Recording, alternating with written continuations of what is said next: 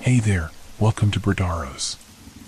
Tonight, we've got hours of chilling horror stories combined with soothing rain sounds to help you relax and sleep. Before you drift off, leave a comment below and let us know where you're listening from and what time it is.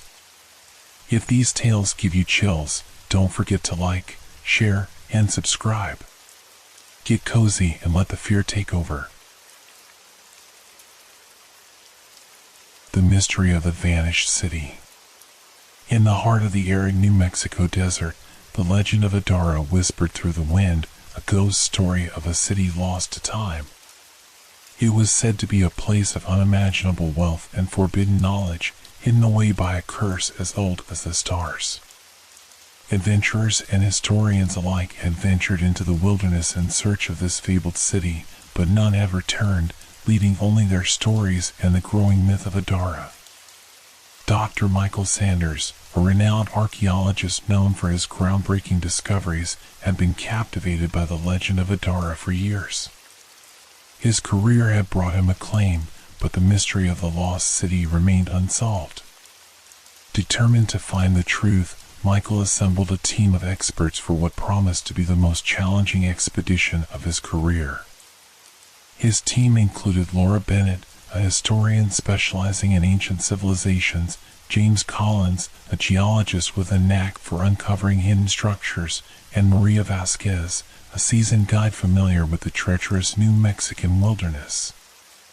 Their journey began in the small town of Silver Ridge, a settlement with dusty streets and weathered buildings, where rumors of Adara were as common as the heat. The townspeople spoke in hushed tones about the lost city, their faces etched with a mix of fear and fascination. The local diner, Maggie's Cafe, was a hotbed of speculation, with the walls adorned with faded photographs and newspaper clippings about previous expeditions. The air inside was thick with the aroma of fresh coffee and frying bacon, but the real flavor was the sense of mystery that clung to every word spoken by the locals. As Michael and his team prepared for their expedition, they felt a palpable sense of anticipation and trepidation. The night before their departure, Michael sat alone in his room, poring over maps and ancient texts.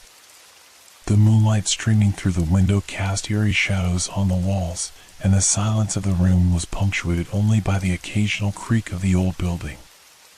Michael's mind raced with thoughts of the dangers and discoveries that lay ahead. His thoughts wandered to the countless others who had ventured into the desert in search of Adara, their fates unknown. The team set out into the vast Gila wilderness, a region known for its rugged beauty and unpredictable weather. The forest was dense, with ancient trees stretching skyward and the undergrowth thick and tangled. Maria led the way, her intimate knowledge of the land guiding them through the maze of vegetation. The deeper they ventured, the more the forest seemed to close in around them, its shadows growing longer and more menacing. On their third day of travel, James stumbled upon an unusual rock formation partially hidden by dense foliage. The formation resembled an ancient doorway, its surface etched with intricate patterns that glowed faintly in the dim light. The team cleared away the underbrush and discovered a narrow passage leading into the hillside. The air inside was cool and musty, and the walls were adorned with elaborate carvings depicting celestial scenes and arcane symbols. Laura's expertise in ancient cultures proved invaluable as she examined the carvings. They depicted a civilization with advanced knowledge of astronomy and mysticism. Among the artifacts they found within the cavern were ornate jewelry, intricately decorated pottery, and a series of scrolls inscribed with cryptic symbols. The most significant find was a map indicating the location of Adara's central district. The team was thrilled. This could be the breakthrough they had been searching for. The map led them deeper into the wilderness, through increasingly treacherous terrain. The forest seemed to conspire against them, with paths shifting and landmarks disappearing. The team felt a growing sense of unease, as if the forest itself was aware of their presence and intent on keeping its secrets. The sun dipped below the horizon, casting long, sinister shadows that seemed to dance in the fading light. One night, a violent storm swept through the area, bringing with it torrential rain and howling winds. The team sought refuge in a small cave they had discovered earlier. As they huddled inside, the cave walls began to emit a faint, eerie glow. The symbols carved into the stone seemed to pulse with an otherworldly energy, and the team felt a chilling presence within the cave. Laura, driven by curiosity, began to read from one of the scrolls they had found. The translation revealed a prophecy about the city's curse awakening when the stars aligned. The team realized that their presence might have triggered this curse, which could explain the unsettling phenomena they had experienced. The following day, the storm had passed, and the team emerged into a clearing that revealed the remnants of Adara. The city was both awe-inspiring and haunting. Grand structures, now overgrown with vines, stood in various stages of decay. The central district featured towering buildings adorned with elaborate carvings, shrouded in a dense, ethereal mist. The city was silent, save for the occasional rustle of leaves or distant, unidentifiable sounds. At the heart of the city stood a grand temple, its entrance flanked by colossal statues of deities unfamiliar to them. The temple's interior was equally magnificent, with an altar adorned with celestial symbols and ancient inscriptions. Laura's translation revealed that the temple was dedicated to a powerful entity worshipped by the city's inhabitants. This entity, revered for its immense power, was also feared for its ability to curse those who sought to exploit its magic. As the team explored the temple, a cold, oppressive atmosphere settled over them. A ghostly apparition materialized, a spectral figure clad in ancient robes. The apparition spoke in an unknown language, its tone conveying both urgency and menace. The team understood that the city's curse was not merely a legend but a potent force that had the power to affect their reality. The apparition revealed that Adara's disappearance was the result of a catastrophic ritual. The city's inhabitants had attempted to harness celestial power to achieve immortality, but their ambitions had unleashed a devastating curse. The city had been hidden away to protect the world from the curse's effects. As they tried to leave the city, the team experienced a series of horrifying events. Maria, the experienced guide, was the first to vanish. One moment she was leading the team through a dense thicket, and the next, she was gone. Her cries for help echoed through the forest, but no trace of her was ever found. The team was devastated, but they pressed on, determined to find a way out. James, ever the skeptic, began to doubt the reality of their situation. He ventured off on his own, convinced that there had to be a logical explanation for the events they were witnessing. His departure was met with silence, and he too disappeared without a trace. The forest seemed to swallow him whole, leaving only his abandoned equipment behind.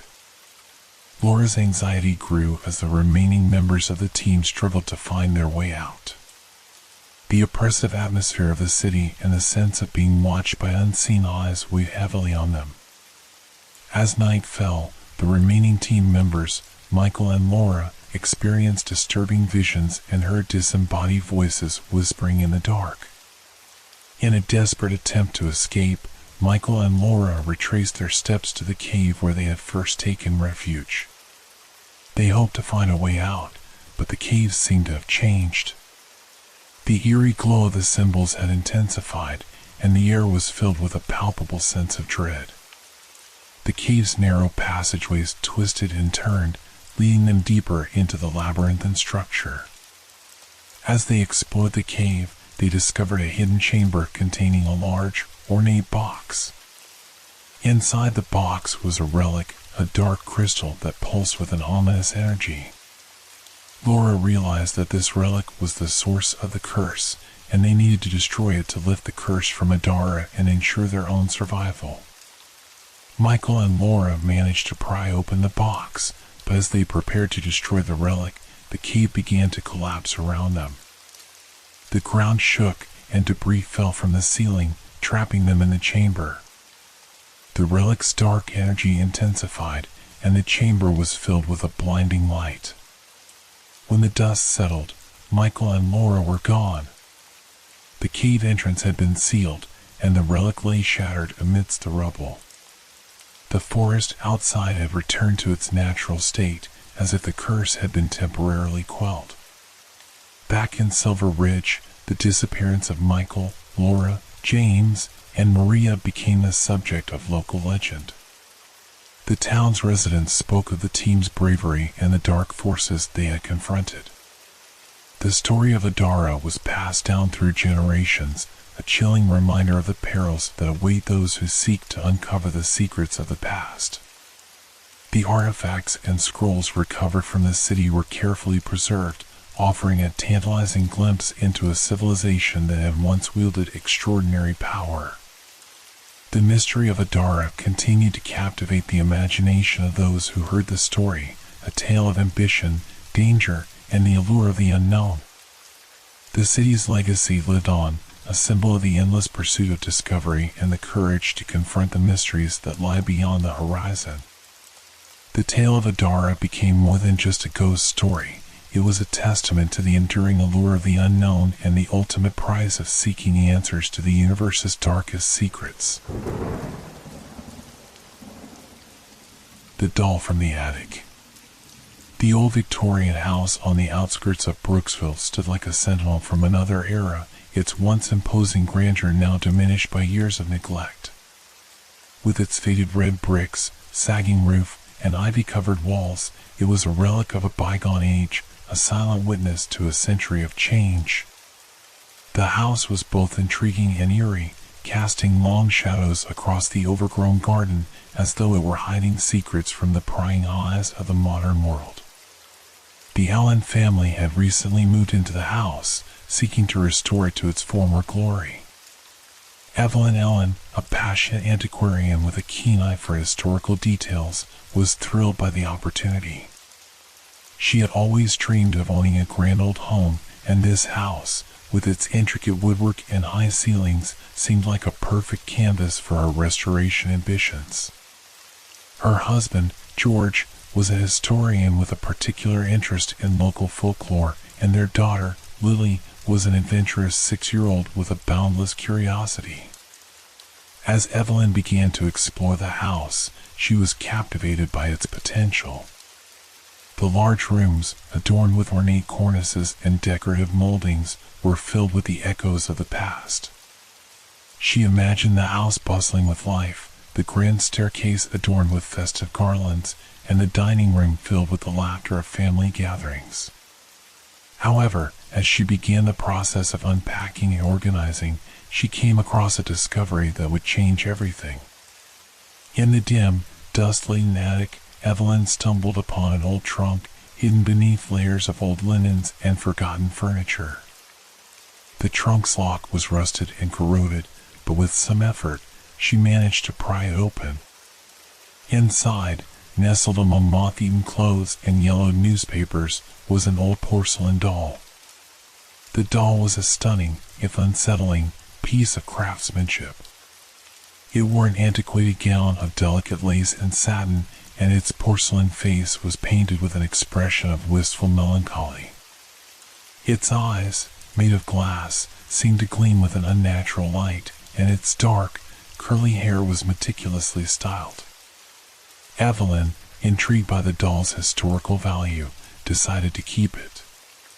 She placed it on a shelf in the attic, where it seemed to watch over the cluttered space with its penetrating gaze. Despite its beauty, there was something unsettling about the doll, as if it harbored a dark secret. Evelyn dismissed her unease, attributing it to the house's musty, neglected atmosphere. That night, as a storm raged outside, Evelyn was disturbed by a soft, rhythmic knocking. The sound was faint, but persistent, and it seemed to come from the attic. Groggy and unsettled, she ventured upstairs to investigate but found nothing amiss. The house was silent except for the howling wind and the occasional creak of the old timbers. She returned to bed, dismissing the noise as the result of the storm. The following morning, Evelyn's daughter, Lily, was enchanted by the doll. She had discovered it in the attic and begged her mother to let her keep it. Despite her initial reservations, Evelyn relented, thinking that the doll might bring some joy to her daughter. Lily was thrilled and immediately took the doll to her room, placing it carefully on her nightstand. Over the next few days, however, strange things began to happen. Lily, who had always been cheerful and energetic, started to exhibit signs of distress. She became withdrawn, her bright eyes dimming with fear. She would wake up in the middle of the night, screaming about a whispering voice and a shadowy figure that visited her in her dreams. Her once lively demeanor gave way to a constant state of anxiety, and she clung to her mother with an almost desperate need for comfort. Evelyn, though concerned, attributed Lily's behavior to the stresses of moving into a new house. She tried to reassure her daughter, but Lily's fears persisted. One evening, as Evelyn was preparing dinner, she heard Lily's frantic cries from upstairs. Rushing to her daughter's room, Evelyn found Lily huddled under her blankets, tears streaming down her face. The doll was perched on the edge of the bed, its eyes gleaming in the dim light. The room felt unusually cold, and Evelyn could sense a heavy, oppressive presence.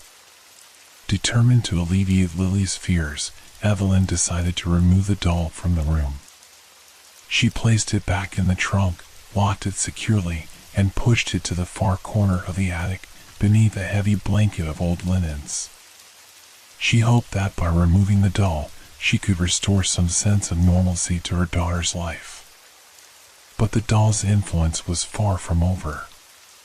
Over the following weeks, the Allen family's home was plagued by a series of bizarre and frightening events.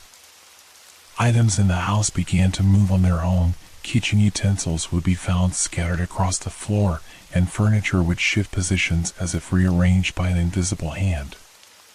Strange noises echoed through the hallways, and doors would open and close of their own accord. Evelyn would often find the doll's trunk ajar, despite her certainty that she had locked it securely. The doll seemed to have a malevolent will of its own, and its presence loomed over the household like a dark cloud. One particularly unsettling night, a storm raged outside, and Evelyn was awakened by the sound of a distinct, rhythmic knocking coming from the attic. The noise was persistent and increasingly urgent, as though someone, or something, was trying to escape. Trembling with fear, Evelyn climbed the stairs to the attic, her flashlight casting eerie shadows on the walls. The attic was cluttered with old furniture and forgotten relics, but the trunk was conspicuously open. The doll was missing. Evelyn's heart raced as she searched the attic, the cold air seeming to grow colder with every step. The shadows in the corners of the room seemed to shift and writhe, and the whispering voices that filled the space were growing louder, more insistent. Evelyn could barely see through the darkness, but she felt a chilling presence closing in around her. Her flashlight flickered, casting fleeting glimpses of the cluttered attic and the empty trunk. Desperate for answers, Evelyn consulted Margaret Wilson, a local historian with a deep understanding of Brooksville's past. Margaret, an elderly woman with a passion for local folklore, listened intently as Evelyn recounted the strange occurrences. Margaret revealed a chilling story about the previous owner of the house, Beatrice Holloway. Beatrice had been a reclusive figure, known for her involvement in occult practices and her obsession with ancient rituals. According to local legend, Beatrice had created the doll as a vessel for a dark spirit, hoping to harness its power for herself. When Beatrice died under mysterious circumstances, the doll was sealed away in the attic, and the house fell into disrepair. Margaret's revelation sent shivers down Evelyn's spine. The pieces of the puzzle began to fit together, and Evelyn realized that the doll might indeed be the source of their troubles. The doll's disappearance and the increasingly disturbing events suggested that the malevolent force had been unleashed once more. Determined to put an end to the haunting, Evelyn resolved to remove the doll from the house entirely. One stormy night, with the wind howling and rain beating against the windows, Evelyn and Margaret ventured into the attic, armed with protective charms and a sense of grim determination. The attic was dark and cluttered, the air thick with dust and the scent of decay. Evelyn approached the trunk with trepidation, her heart pounding in her chest. The shadows seemed to dance in the flickering light of their candles, creating eerie shapes on the walls. As they opened the trunk, the doll's eyes glinted with malevolent glee. The temperature in the attic dropped sharply, and a cold draft swept through the room.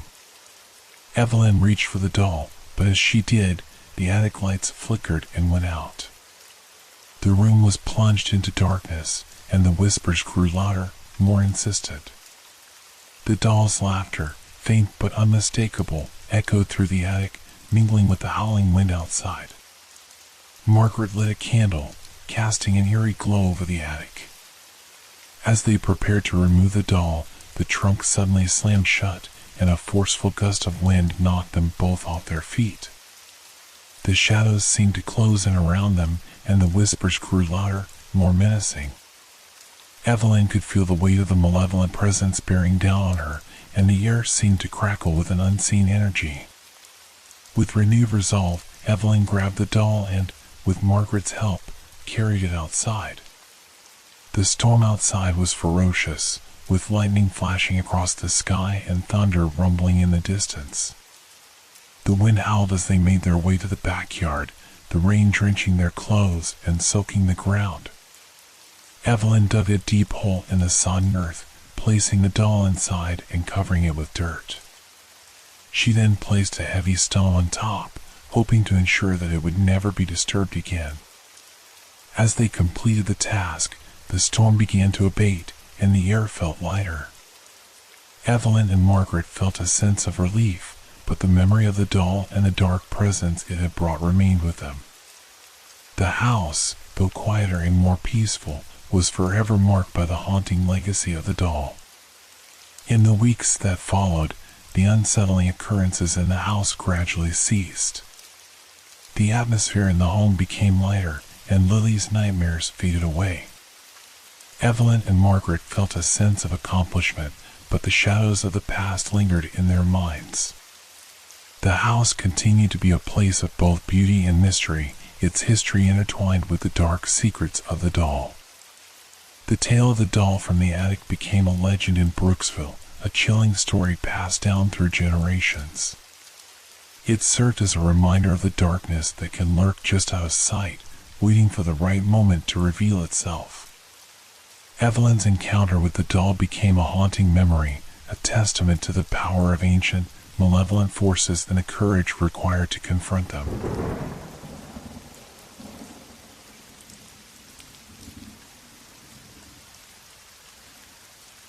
The black figure on the highway. I never believed in ghosts or supernatural forces. I was always the kind of person who relied on logic and reason, dismissing any tales of the paranormal as mere fiction. That was until one cold, foggy night when my beliefs were shattered, and I encountered something that defied all rational explanation. It all started on a late October evening. The sun had long dipped below the horizon, and I was driving home from a late shift at work. My route took me along a desolate stretch of highway that wound through the woods. It was a road I had driven countless times before, but that night felt different. The air was thick with an unsettling stillness, and the dense fog that rolled in seemed to swallow up any semblance of light. I was about an hour into my drive when I first saw it, a shadowy figure standing on the side of the highway. At first, I thought it was just a trick of the fog, or perhaps my tired eyes playing tricks on me. But as I got closer, the figure became more defined, and my blood ran cold. The figure was dark, almost completely black against the grayish fog. It stood unnaturally still, like a statue, with no discernible features. The shape was vaguely human, but seemed to distort and shift in a way that made it impossible to focus on. My heart raced, and I had to force myself to keep driving. I considered pulling over to see if the figure needed help, but something held me back. An instinctual fear told me not to stop. I passed by slowly, glancing at the figure out of the corner of my eye. It was then that I noticed something even more disturbing. The figure's head turned slightly, as if following my car with an unblinking gaze. I could almost feel its eyes boring into me, even though I couldn't see them clearly. I didn't stop. I pressed on the accelerator, desperate to put distance between myself and that nightmarish vision. The fog seemed to close in tighter, and my headlights struggled to penetrate the dense, swirling mist. Every shadow in my peripheral vision seemed to shift and move, adding to the mounting sense of dread. By the time I reached the next town, I was shaking uncontrollably. I pulled into a gas station and tried to calm my nerves. The attendant noticed my pale face and asked if I was okay. I brushed off his concern with a weak smile and a muttered excuse about being tired. I didn't want to seem like a frightened fool. After filling up my tank and grabbing a coffee, I decided to head home. The encounter with the figure had unsettled me, but I convinced myself it was just a figment of my imagination, fueled by exhaustion and the eerie fog. I was determined to put it behind me. The drive back felt longer and more ominous. The fog had thickened even more, and my headlights barely cut through the darkness. I found myself constantly checking the rearview mirror, half expecting to see that dark shape following me. Every sound, every shadow, set my heart racing. When I finally reached the stretch of highway where I had seen the figure, I was on edge. I drove slowly, my eyes scanning the side of the road for any sign of that unsettling presence. The fog was still dense, and visibility was poor, but there was no sign of the figure.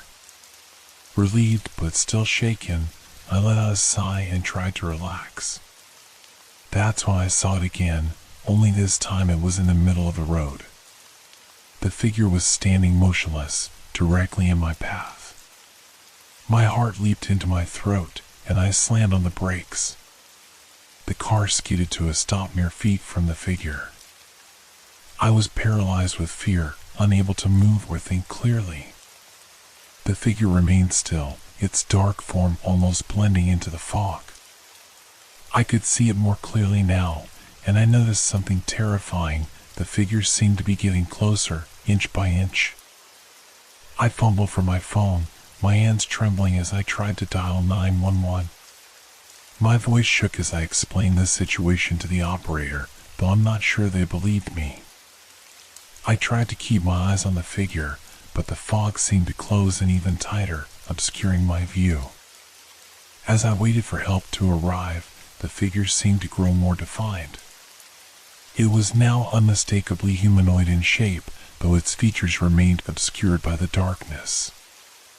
I could feel an oppressive weight in the air, as if the very atmosphere was charged with malevolence. Finally, the sound of sirens pierced the fog, and 2 police cruisers arrived on the scene. The officers approached cautiously, their flashlights cutting through the murkiness. To my relief, the figure was no longer in the middle of the road. The officers searched the area but found no trace of it. One of the officers, a seasoned veteran named Officer Mitchell, tried to reassure me. He suggested that the figure might have been a prank or a trick of the fog. I wanted to believe him, but deep down, I knew something more sinister was at play. As the officers prepared to leave, I couldn't shake the feeling that the figure was still out there, lurking just beyond the edge of the fog. I thanked the officers and drove home, the sense of dread never leaving me. I couldn't escape the feeling that the figure had been a warning, or perhaps a harbinger of something far worse. The next few nights were restless. I couldn't shake the feeling that the figure was still watching me, waiting for the right moment to reappear. My dreams were plagued with visions of the shadowy form, standing silently on the highway, its presence suffocating and menacing. I decided to take a break from driving that route, hoping that avoiding it would help me regain some semblance of normalcy. I spent my days trying to distract myself with work and social activities, but my mind kept drifting back to that night. The unsettling feeling that something was wrong gnawed at me, making it difficult to concentrate on anything else. One evening, as I was working late at my desk, the lights flickered and went out. The room was plunged into darkness, and a sense of unease washed over me.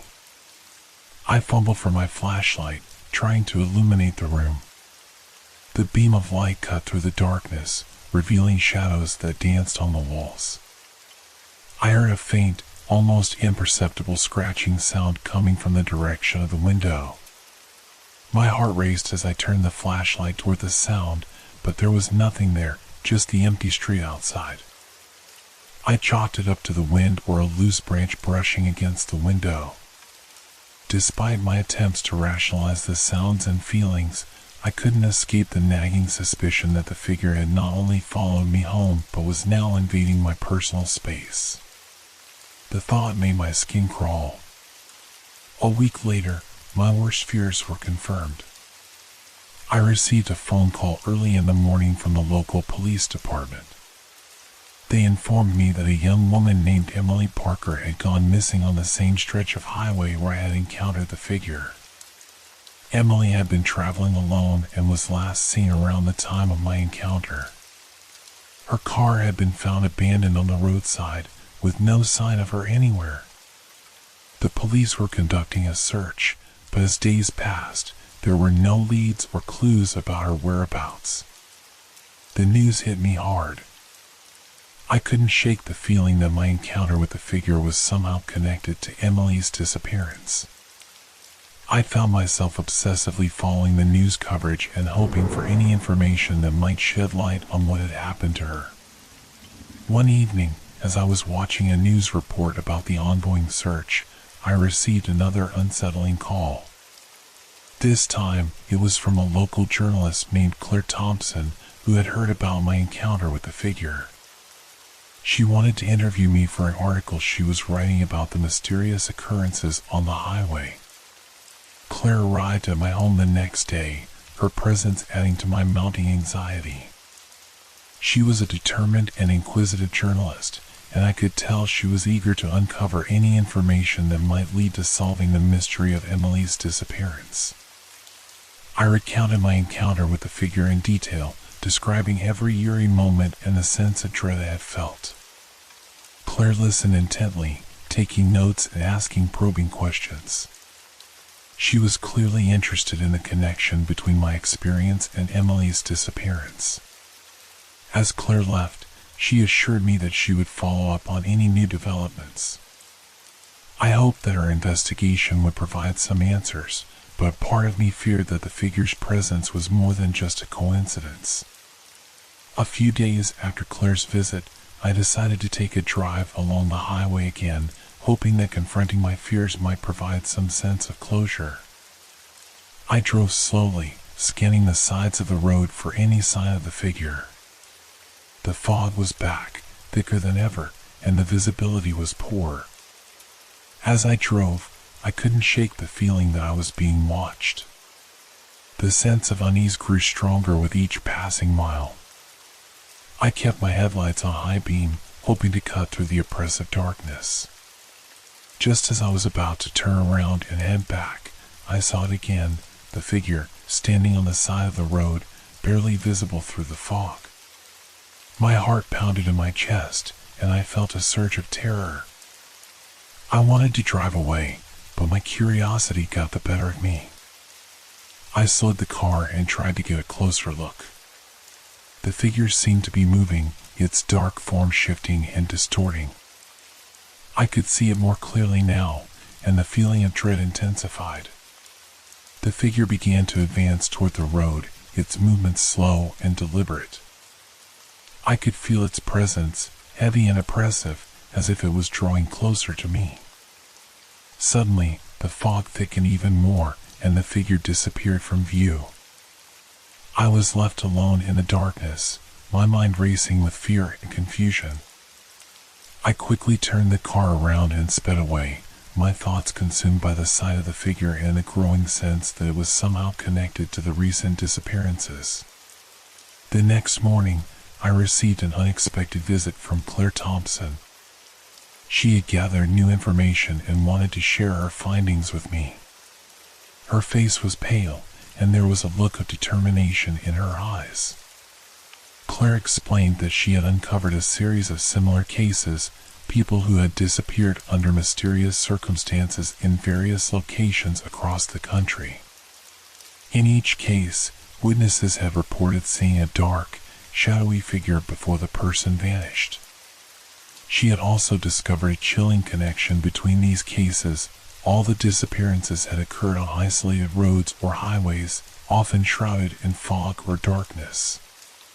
It seemed that the figure was not a local anomaly, but part of a larger, more sinister pattern. Claire had spoken with experts who suggested that the figure might be a manifestation of a malevolent entity that preys on fear and isolation. The entity seemed to draw people into its domain, feeding off their terror before making them vanish. As Claire shared her findings, I couldn't help but feel a sense of dread. The figure I had encountered was not just a random occurrence, but part of a larger, terrifying phenomenon. I wondered if Emily Parker and the others had fallen victim to the same entity that had haunted me. With Claire's revelations, my sense of dread became almost unbearable. I was haunted by the idea that the dark figure was part of something far more malevolent and widespread than I could have ever imagined. I found myself unable to focus on anything but the growing sense of inevitability surrounding the figure and the disappearances. Claire continued her investigation, and I reluctantly agreed to assist her. We scoured old records, interviewed local residents, and combed through any historical accounts of similar events. The more we uncovered, the more unsettling the connections became. Each new piece of evidence seemed to deepen the mystery and heighten the terror that enveloped us. One evening, Claire and I decided to revisit the stretch of highway where I had first encountered the figure.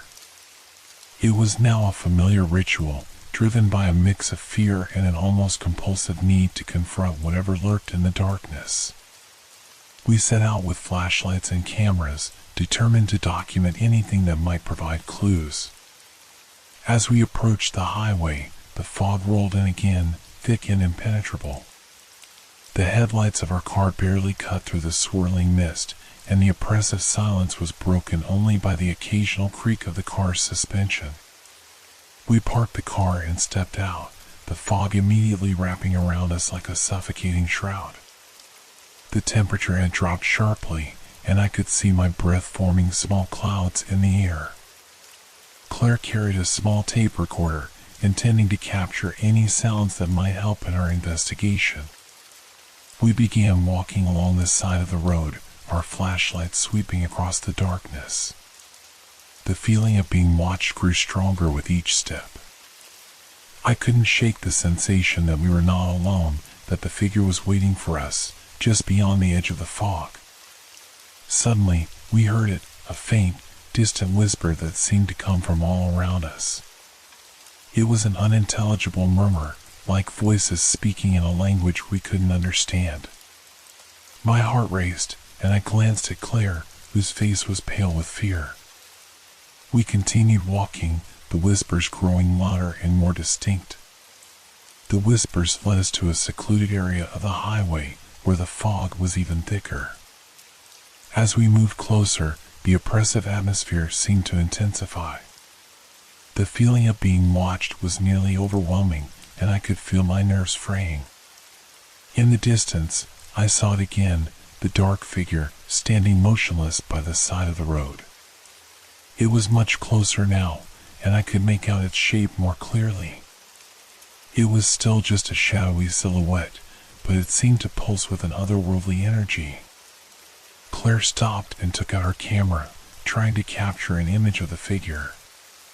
The camera's flash illuminated the figure momentarily, but the image that appeared was unsettling, blurry and distorted, with dark streaks that seemed to writhe and twist. As the flash went off, the figure began to move, its form shifting and elongating. It advanced toward us with an unnatural, gliding motion. The whispers grew louder, coalescing into a single, haunting voice that seemed to echo in our minds. "Leave this place," the voice intoned. "You are not welcome here." Claire and I stood frozen, paralyzed by fear. The figure's presence was overwhelming, filling the air with an oppressive energy. I felt as though the ground beneath me was shifting, warping in response to the figure's malevolent will. With a sudden burst of courage, I grabbed Claire's arm and pulled her toward the car. We ran, our footsteps pounding against the asphalt as the figure's whispers chased us. I could hear the figure's distorted voice growing fainter behind us, but the sense of dread remained. We reached the car and scrambled inside, slamming the doors shut. As we sped away from the highway, I glanced in the rearview mirror, expecting to see the figure following us. But there was nothing, just the thick fog and the darkness of the night. The next morning, Claire and I met at a local diner to discuss our findings and plan our next steps. We were both exhausted and deeply shaken by the previous night's events. We reviewed the recordings and photographs we had taken, searching for any clue that might explain the figure's presence. The photographs were disturbing, with strange distortions and shadows that defied explanation. The voice on the tape recording was equally unsettling, a garbled, unintelligible whisper that seemed to carry an underlying menace. Claire suggested that we consult with a local historian who specialized in paranormal phenomena. We hoped that their expertise might shed light on the origins of the figure and its connection to the disappearances. The historian, a reclusive man named Dr. Harold Winters, welcomed us into his study, filled with books and artifacts related to the supernatural. He listened intently as we recounted our experiences and reviewed the evidence we had gathered. Dr. Winters explained that the figure might be a manifestation of an ancient malevolent spirit or entity that had been rumored to haunt certain locations throughout history. According to local legends, the entity was known to prey on those who ventured into its territory, drawing them into a realm of darkness and despair. He also mentioned a chilling possibility that the entity could be using the fog as a means of concealing itself and luring unsuspecting victims. The figure's ability to appear and disappear, combined with its eerie whispers, suggested a power that transcended normal understanding. Armed with this new information, Claire and I resolved to continue our investigation, determined to uncover the truth behind the black figure and its connection to the recent disappearances.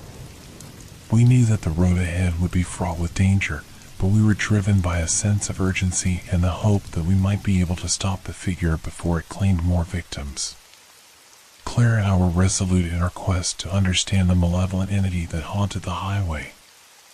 Armed with Dr. Winters' insights, we began our search for any historical or local records that might provide additional clues. We spent hours combing through archives and old newspapers, looking for any mention of similar occurrences or historical events linked to the figure. Our research led us to a small, forgotten town nearby, known for its local legends and eerie history. The town, named Asheville, was once bustling but had since faded into obscurity. It was rumored to be a hotspot for paranormal activity, with numerous reports of strange sightings and inexplicable phenomena over the years. We arrived in Asheville on a chilly autumn afternoon. The town had an air of desolation, with many of the old buildings boarded up and abandoned. The few remaining residents seemed wary of outsiders, and their expressions held a mix of suspicion and fear. Our first stop was the local library, a dimly lit building with dusty shelves and a musty smell. The librarian, an elderly woman named Mrs. Callahan, was initially hesitant to help us but eventually agreed after hearing about our investigation. She directed us to a collection of old town records and newspapers that might hold the key to unraveling the mystery. As we pored over the documents, we stumbled upon a series of articles dating back to the early 1900s. The articles spoke of a series of unexplained disappearances and sightings of a shadowy figure near the outskirts of Asheville. The descriptions were eerily similar to our own experiences: mysterious figures appearing in the fog, whispers that drove people mad, and a sense of impending doom. One article mentioned an old legend about a highwayman who had once terrorized the area. According to the legend, the highwayman had been a ruthless figure who preyed on travelers, robbing and killing them before vanishing into the night. It was said that his spirit remained restless, seeking revenge on those who dared to traverse his domain. We also discovered that several families had vanished from Asheville under mysterious circumstances, leaving behind empty homes and unanswered questions. The parallels between these historical events and the recent disappearances were striking, and I couldn't shake the feeling that we were getting closer to uncovering the truth. Determined to get to the bottom of the mystery, Claire and I decided to spend the night in Asheville, hoping that being close to the epicenter of the legend might provide us with further insights. We checked into a small, rundown motel on the edge of town, the only accommodation available. The place had an eerie atmosphere, with flickering lights and creaking floorboards. That night, we reviewed our notes and prepared for our next visit to the highway.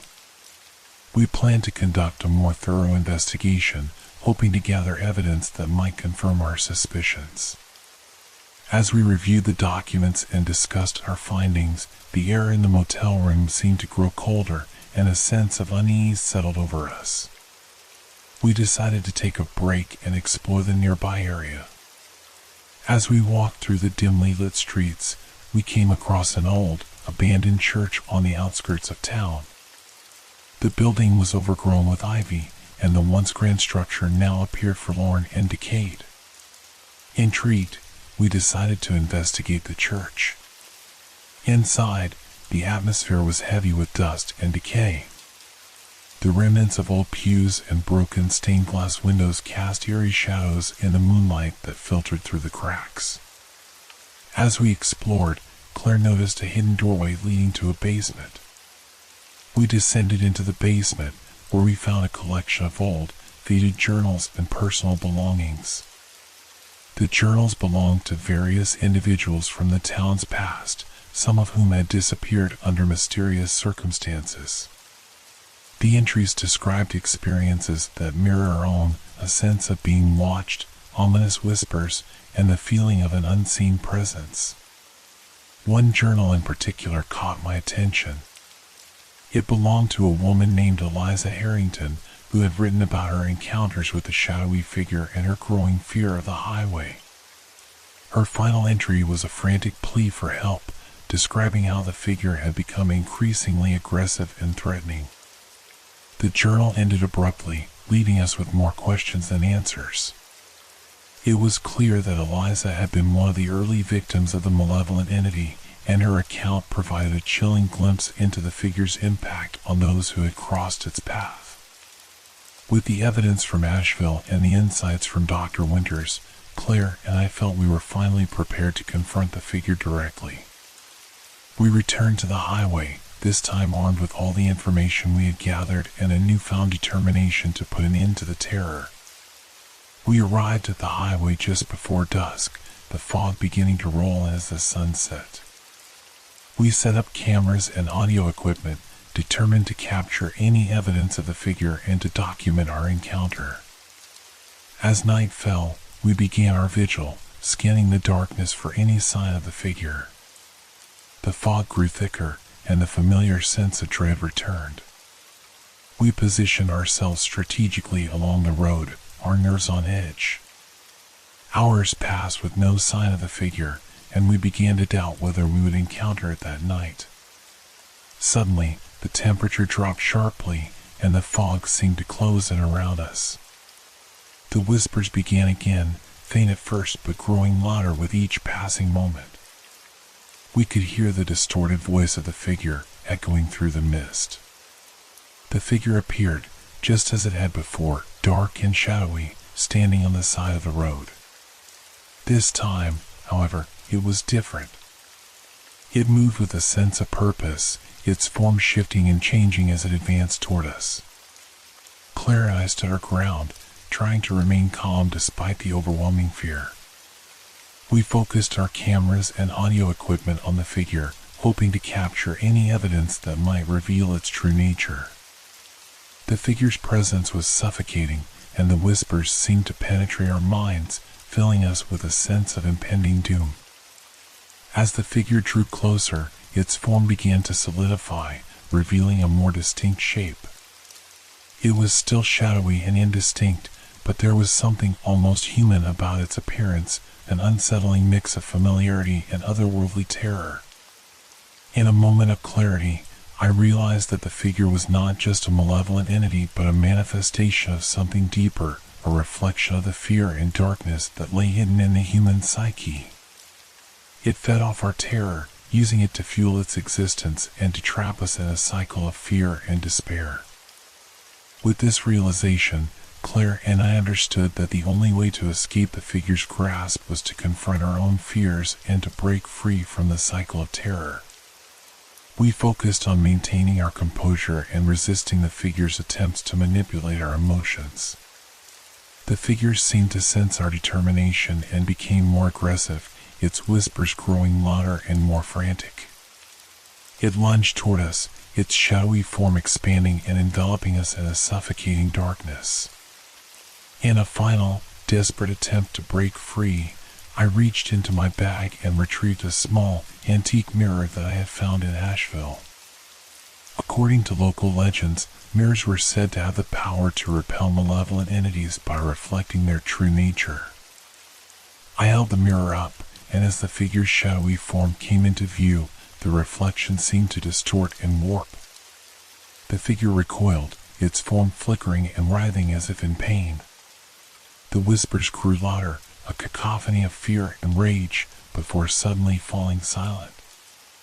With the figure momentarily disoriented, Claire and I seized the opportunity to retreat. We ran to the car and drove away from the highway, leaving the figure and its oppressive presence behind. The fog seemed to lift as we left the area, and the sense of dread gradually receded. In the weeks that followed, Claire and I continued to investigate the figure and its connection to the disappearances, but the trail grew cold. The highway remained eerily quiet, and there were no new reports of sightings or incidents. We returned to our normal lives, but the impact of our encounter stayed with us.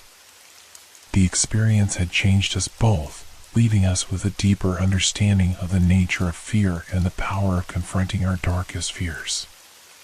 The case of the black figure on the highway remained unresolved, but we took solace in the knowledge that we had faced the darkness and survived. The figure was still out there, lurking in the fog, but we had learned that it was not invincible.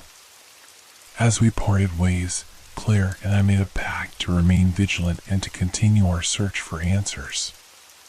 The figure's shadow might still cast a long and menacing presence, but we were no longer bound by its grip. We had faced the unknown and emerged stronger, ready to confront whatever darkness lay ahead.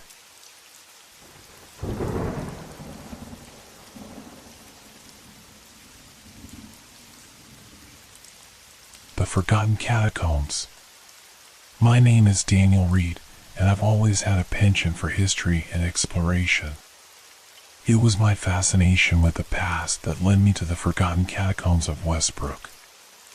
Little did I know that this seemingly innocent journey would unravel into one of the most terrifying experiences of my life. It all began with a letter that arrived on a chilly autumn morning. The envelope was yellowed and brittle, the handwriting on it archaic and ornate. Inside, I found an invitation to investigate the catacombs beneath Westbrook, a small town in the outskirts of New Hampshire. The letter was unsigned, but promised revelations about a lost civilization that had vanished without a trace centuries ago. The sender knew of my background in archaeology and hinted at secrets that could alter our understanding of history. The allure of undiscovered treasures and forgotten lore was too tempting to ignore. I reached out to my friend and fellow explorer, Lisa Turner, who had always been intrigued by similar mysteries. We agreed to embark on this adventure together, unaware of the horrors that awaited us. Westbrook was a quaint town with charming, old-world architecture and a population that seemed to live in a different era. The streets were lined with autumn leaves, and the cool, crisp air held a whisper of something ancient and forgotten. It was as if the town itself was a relic from another time. We checked into a small bed and breakfast, run by a kindly elderly woman named Mrs. Harrow. Her tales about Westbrook's past were colorful, filled with local legends and superstitions. She spoke of the catacombs with a mix of reverence and fear, warning us to tread carefully. Her stories about the area's dark history only fueled our curiosity. The next morning, we set out to locate the entrance to the catacombs, guided only by cryptic clues from the mysterious letter. The journey led us through overgrown paths and dense woods, each step taking us deeper into an unsettling silence. After hours of searching, we stumbled upon a concealed entrance hidden behind a tangle of vines and rubble. The entrance was an ancient, wrought iron door, rusted and partially obscured by the passage of time. The air around it felt colder, and the sense of foreboding was palpable. With a mixture of excitement and apprehension, we pried open the door and descended into the catacombs. The air inside was damp and musty, carrying an almost tangible weight. The walls were lined with old, stone carvings, their meanings lost to time. Our flashlights cast eerie shadows that danced on the walls, adding to the atmosphere of dread. The deeper we went, the more we felt the oppressive darkness closing in around us. Strange symbols and cryptic inscriptions adorned the walls, and the feeling of being watched grew stronger. Every creak of the stone and distant echo made our nerves fray. As we ventured further, we encountered a series of chambers filled with strange artifacts and remains. One chamber held ancient skeletal remains arranged in a ritualistic pattern, their skeletal faces frozen in expressions of terror. The sight was both fascinating and deeply unsettling. In another chamber, we found remnants of old wooden crates and faded documents, hinting at an ancient civilization that had once thrived in these depths. The documents were written in a language that was partially decipherable, revealing references to an otherworldly entity and a ritualistic practice meant to appease it. The further we explored, the more we began to notice inexplicable phenomena. Objects seemed to shift positions, and distant whispers echoed through the tunnels. Shadows moved in our peripheral vision, and the oppressive feeling of being watched never left us. One evening, as we rested in a small alcove, Lisa heard a faint scratching noise coming from deeper within the catacombs.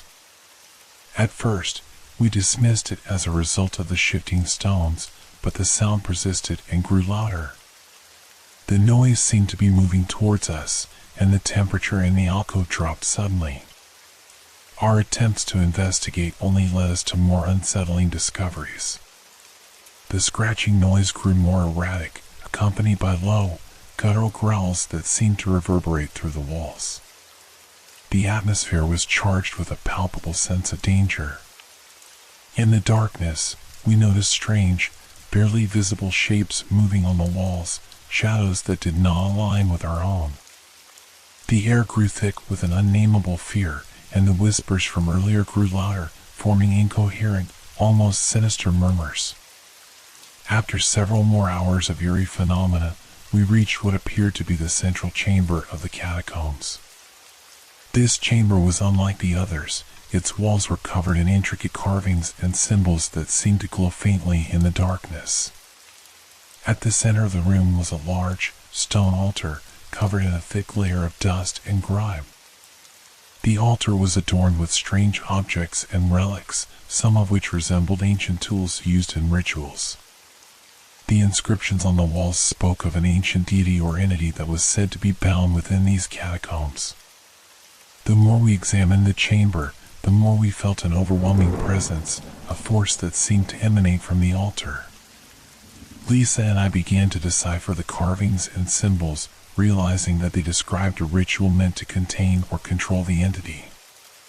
The ritual involved specific alignments and offerings, and it became clear that the ancient civilization had attempted to keep something powerful and malevolent at bay. As we delved deeper into the rituals described in the inscriptions, a growing sense of dread began to overwhelm us. The catacombs seemed to respond to our presence, the whispers turning into frantic, incoherent babbling. The temperature in the chamber dropped even further, and a sense of foreboding filled the air. Then, the ground beneath us began to tremble. The catacombs seemed to come alive, with walls shifting and ceilings groaning under an unseen pressure. A deep, resonant hum filled the chamber, and the altar began to emit a dark, pulsing energy. We realized that our disturbance had likely weakened the ancient binding, and the entity that had been imprisoned was beginning to awaken. The realization hit us with a jolt of fear, and we scrambled to complete the ritual, hoping to restore the containment and prevent the entity from fully awakening. Our attempts to complete the ritual were met with increasing resistance. The entity's presence grew stronger, and the catacombs seemed to distort and warp around us. Shadows took on menacing forms, and the whispers turned into agonized wails. Lisa's behavior became erratic, her eyes glazed over with a mixture of fear and something darker. It was as if the entity had begun to exert its influence over her, distorting her perception and will. She began to mutter incoherent phrases and perform actions that seemed disconnected from our goal. In the chaos, Lisa's sanity appeared to unravel, and she became increasingly hostile. Her actions made it clear that she was no longer fully in control of herself. Her betrayal was not one of choice, but a coercion, a direct result of the entity's growing power. The catacombs continued to collapse around us, and the air was filled with the screams of the entity. The altar's dark energy surged, and the chamber was engulfed in a maelstrom of chaotic power. The ritual, which had once seemed so straightforward, was now a desperate race against time. With Lisa lost to the entity's influence, I knew that I had to act quickly. I grabbed the ancient tome we had been using and recited the final incantation with all the strength and conviction I could muster. The words felt like a lifeline in the sea of chaos, and I hoped that they would be enough to rebind the entity and seal it away once more. The final moments were a blur of darkness and light, the entity's form writhing and contorting as the ritual reached its climax. The ground shook violently, and the catacombs seemed to be collapsing into an abyss. The intense energy of the ritual overwhelmed me, and I felt myself being pulled away from the altar. When I regained consciousness, I was lying on the ground outside the catacombs, the first light of dawn breaking through the darkness. The catacombs had disappeared, and the entrance was once again sealed. The remnants of our ordeal were scattered around me, broken tools, the remains of the ritual, and a sense of profound loss. Lisa was nowhere to be found, and the town of Westbrook remained eerily silent. I was left with the heavy burden of knowing that the entity had been temporarily contained, but at a terrible cost. The catacombs were gone, but the memories of what had transpired remained etched in my mind. I left Westbrook with a sense of unresolved dread. The experience had changed me forever, and the shadows of the catacombs would continue to haunt my thoughts. The darkness that had been unleashed was not so easily forgotten, and the echoes of our encounter would linger for years to come.